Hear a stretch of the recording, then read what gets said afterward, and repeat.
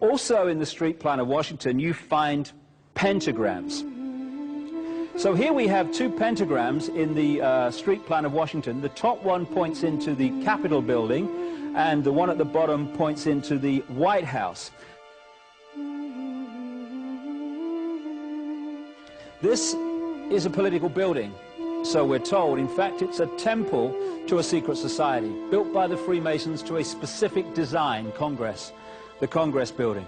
Where did it get its name from? Capitol Hill, from a sacred place of the Roman Brotherhood going way back called Capitoline Hill. And when Madeleine Albright, high priestess of this brotherhood, became Secretary of State, and she went across on her first overseas visit to Europe, she actually went to Rome and made an official visit, what for her would have been a pilgrimage to Capitoline Hill in Rome, and that's where we get Capitol Hill from. This is George Washington. In the last century, they decided they didn't have a decent statue of George, so instead of getting an American to produce one, they ordered it from Italy, from Florence.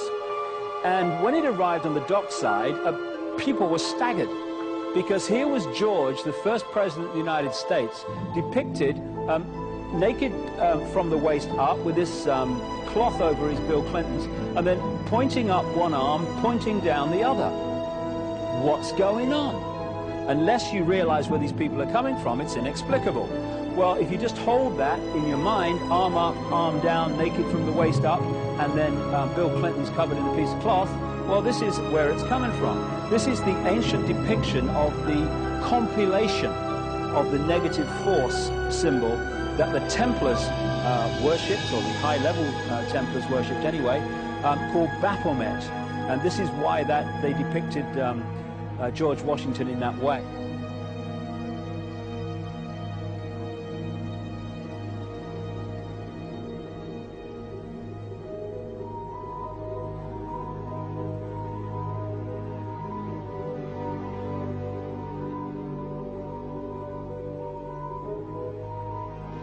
What has come to light is that it's now been, it is not so surprising for a lot of people that there are covens amongst the very educated class, architects, doctors, lawyers, priests, brokers, and the leisure class. These are people who have made pacts with the devil. That's right. It's really the best, the more accurate way of describing it would be that they have indulged themselves in the worship of the goat, of the prince, of the serpent, of Satan, of Lucifer, and they lead perfectly normal lives. They're jewel merchants. They travel. They're prominent in their own way, but they do have this indulgence. Father, here's a part of that I can never understand. That has never made sense to me. And that is, if somebody were to make a pact with the devil, then obviously the implication is if the devil is there to make a pact with them, to make a deal, to make their life, this short mortal life on earth, pleasurable, with money or women or travel. Or more interesting. Or more interesting, whatever it is they want. Yes. Then they are aware of the presence of the devil, and they are obviously aware then of the presence of God as well, and they nevertheless make a conscious, stupid, short-term, blind choice to take what they can get in this lifetime. And to embrace one, you must embrace the other. It's not like it's some wishy-washy person. I know you do. It is a very not easy to understand, except when you talk with them, when they let their hair down and peel grapes, as we say, and when they're on their way to being cured of what or healed is the proper word. You find that there's an exhilaration and a satisfaction which is both sensual and sexual and mental, when they really indulge in Luciferian worship. There is a peculiar exhilaration. Like a drug, then? Yes, it's a peculiar exhilaration. And of course, the godly instincts in us all, the angelic in us all, because we all have something angelic and something godly, besides everything else, a lot of other negative things, that is quenched.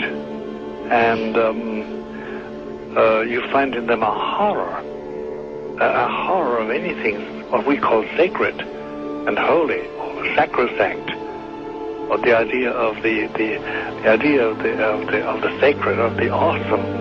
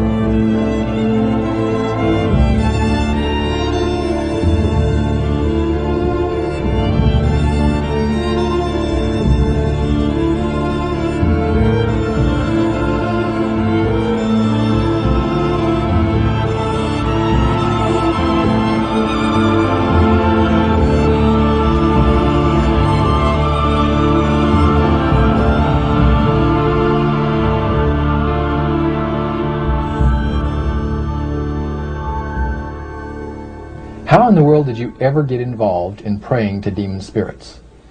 A fellow that had been on a particular ship with me, he told me, "Hey, I got something fantastic to tell you."